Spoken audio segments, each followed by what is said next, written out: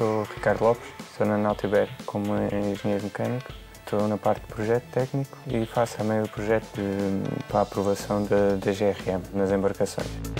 Acabei a licenciatura, inscrevi-me no IFP à procura de emprego.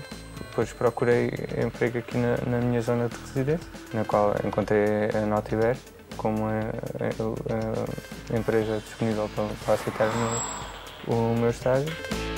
Por norma, acabamos por consultar o IFP, perceber quem é que eles têm disponível naquela área de trabalho e depois nós tentamos, no fundo, sincronizar essa situação com os estímulos e com as medidas que o IFP tem. O estágio foi de um ano, ajudou-me aqui na empresa a adaptar-me às funções e a adaptar-me à empresa e ao fim de um ano transferi-me para os quadros da empresa e cá estou há 11 meses, já no contrato sem termo.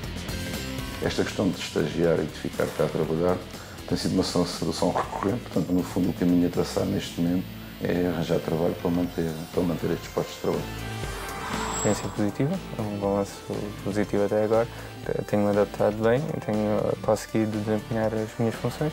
Neste momento já estou a fazer um upgrade para um mestrado em Engenharia Naval no Instituto Superior Técnico para desempenhar outras funções e ajudar a empresa em mais algumas funções.